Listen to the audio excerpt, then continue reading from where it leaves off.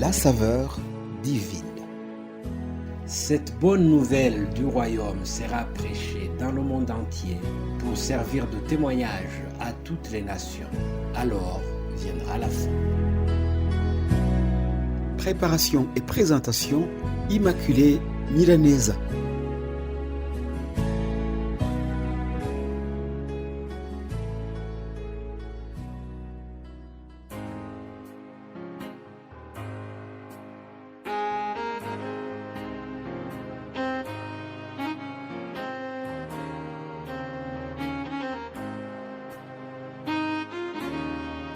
Ma très chère famille Saveur Divine et vous tous, aimables auditrices et auditeurs qui m'écoutent de partout dans différents pays, je vous salue fraternellement au nom de Jésus-Christ.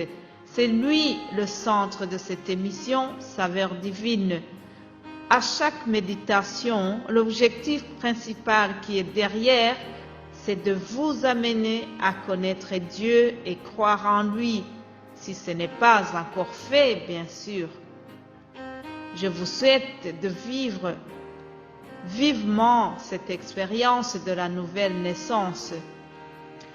Jésus a dit qu'en plus de la naissance physique, nous devons avoir une nouvelle naissance spirituelle.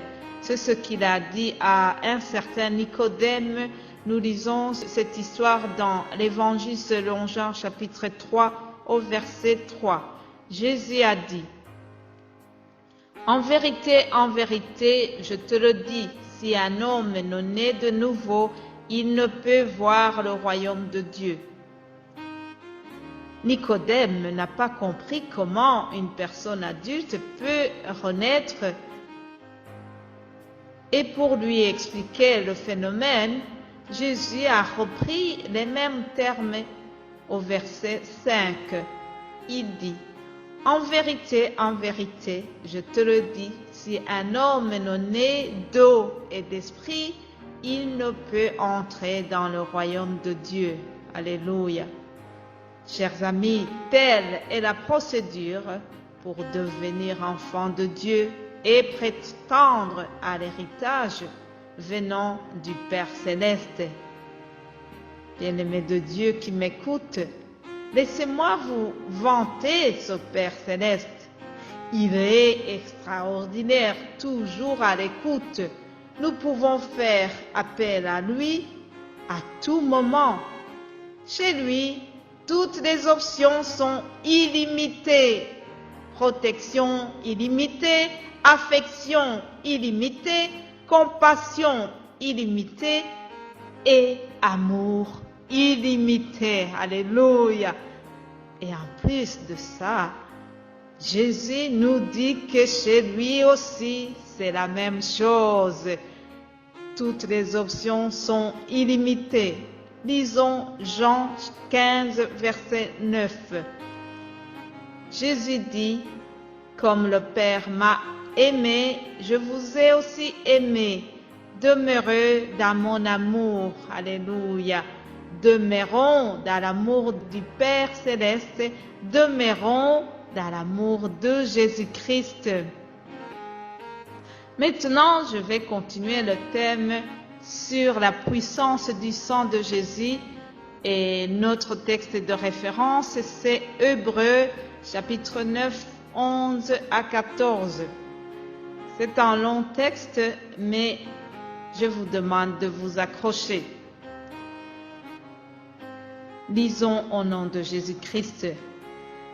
Mais Christ est venu comme un souverain sacrificateur des biens à venir. Il a traversé le tabernacle plus grand et plus parfait qui n'est pas construit des mains de l'homme, c'est-à-dire qui n'est pas de cette création, et il est entré une fois pour toutes dans le lieu très saint, non avec le sang des boucs et des veaux, mais avec son sang ayant obtenu une rédemption éternelle. Alléluia.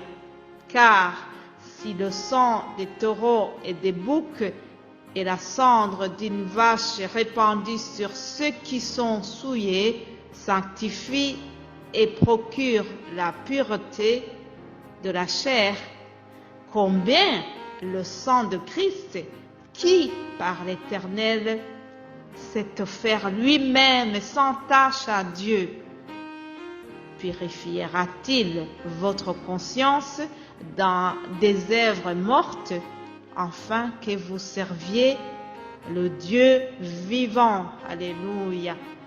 C'était un long texte, mais je vais essayer de faire le résumé de ce que je viens de vous lire. Bien-aimés de Dieu, ce texte contient beaucoup d'informations. À la croix, Christ était le souverain sacrificateur. Oui, dans l'ancienne alliance, il fallait donner les animaux comme sacrifice.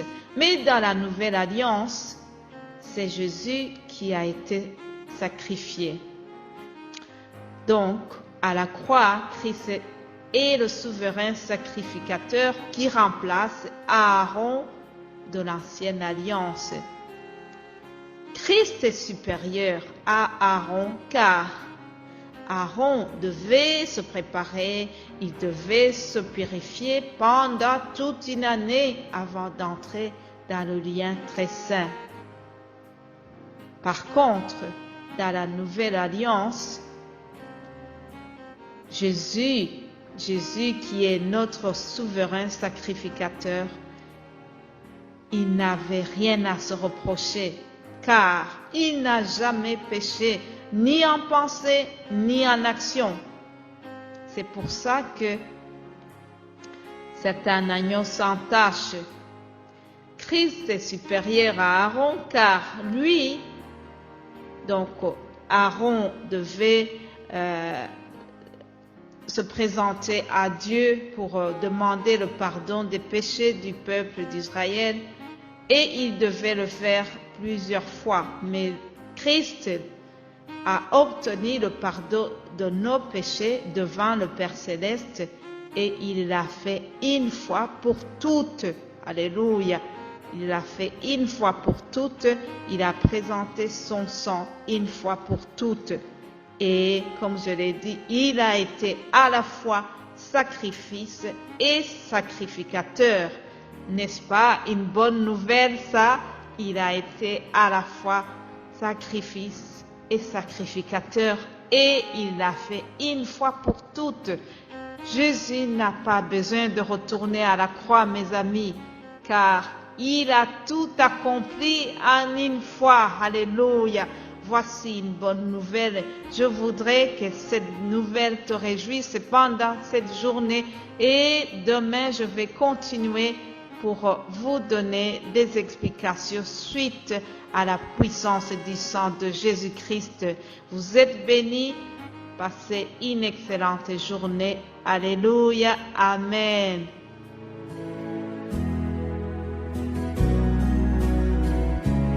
La saveur divine. Cette bonne nouvelle du royaume sera prêchée dans le monde entier pour servir de témoignage à toutes les nations. Alors viendra la fin. Préparation et présentation, Immaculée Milanesa.